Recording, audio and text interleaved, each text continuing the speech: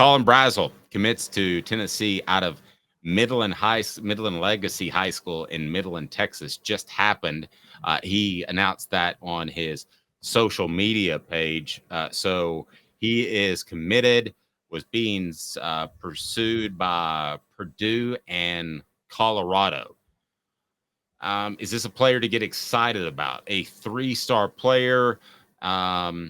On3 has him ranked as an 87 out of 100, I guess. ESPN has him ranked a 75 out of 100. 24/7 hasn't even ranked him. And Rivals as well has him as a 3-star prospect. So your thoughts, 2024 guy that's coming in. I'm pulling him up now. So he's listed as an athlete. He's considered a receiver on some and an athlete on others, but most people think he's going to play cornerback. Colin Brazzell, now looking it up, is the brother of Chris Brazzell II. So the Tulane receiver who just committed to Tennessee, or who's just transferred to Tennessee. So was this a package deal? The question becomes, who is it a package deal for? Because you would think Chris Brazzell's the bigger star, but Colin Brazzell committed afterward, which is a little bit shocking to me. So I don't know where this goes. Maybe they see something in Colin Brazzell that we don't, because I'm looking at his 247 recruiting profile right now, and the only other offer he got was from Austin Peay at this point. So he's 6'2", which is more of a wide receiver size, but I think you want more of the cornerback size. He's in the 2024 class. You're right, he's a 3-star on Rivals, but he's not even rated on 247 Sports. Yeah, I think they clearly took Colin to get Chris. Now, I'm going to share some information with you that I haven't shared before just because we haven't had time to get to it. There is, I call him a collective, but it's not really. And it's led by a former Tennessee coach. And I've heard from it secondhand. But basically what it is to provide some NIL scholarship money to mostly in-state guys, that essentially they're preferred walk-ons. So like the kid from Carnes, he was one of those guys, I was told. So there's they try to put together the system where they can take about 10 guys and essentially give them some money so that they're walk-ons, but their school is paid for. Because why not? Now you can break the rules. So that to me is definitely it could be a factor in this one. While it's mostly for in-state guys, if you call this guy up, and Doug Matthews, who's coached at Tennessee and does media and all kinds of goofy stuff, but this could be that guy that Tennessee makes a phone call for and says, hey, can you take care of this guy? You don't have to pay him a lot. Just get him in the door, pay his scholarship. I wonder. That's very possible. And I also wonder if I'm doing more research. He had a strong senior season. The reason he's not rated is he was completely off the radar last year. In his senior season, he kind of emerged. So other schools took notice. That's where Purdue and Colorado took in. It's similar to Chris Brazzell, by the way. Chris Brazzell wasn't noticed and then balled out at Tulane. They both come from Midland. Dave, we talked last week about Texas recruits and them being overrated, but that's East Texas, Houston, Dallas area. Midland is West Texas. That's near El Paso and Amarillo, I believe. And I know those are way far apart, Amarillo and El Paso. But West Texas. Everything in Texas is far apart. Yeah, exactly.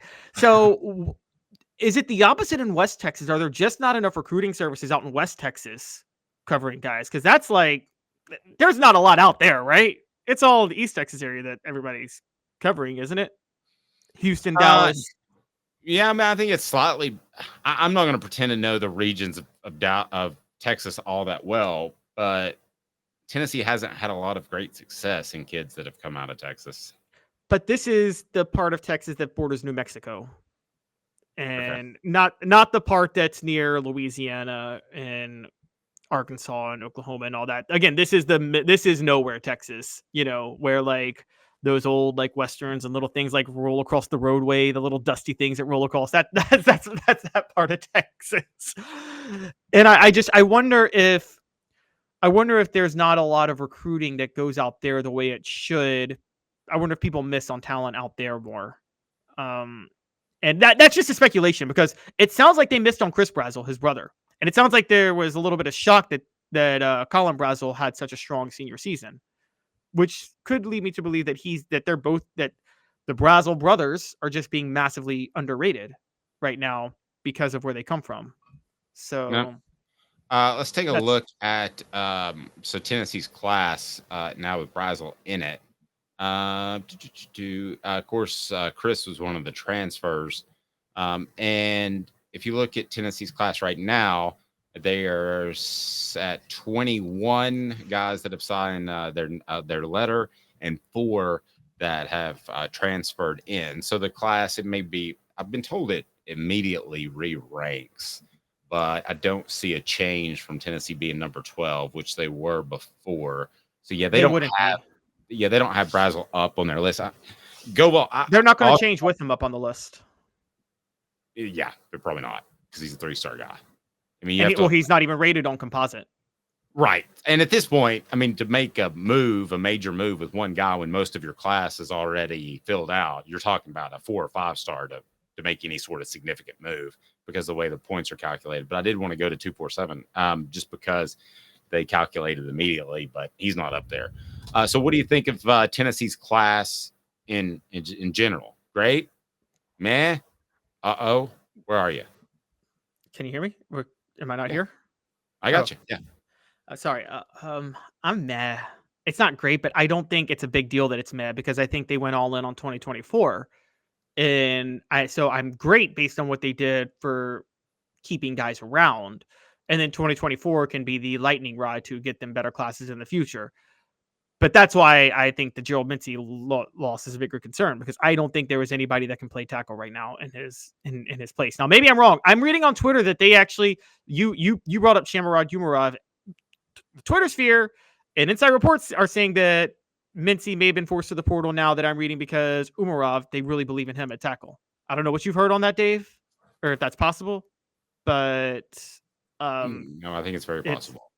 But if Feisenling is what you say at guard and Umarov is what they say at tackle and Javonte Spraggins comes back, more power to him. But that's a big.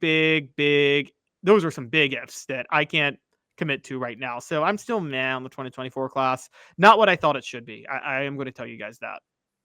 Michael says UT still needs viable options on offensive line for guard and tackle.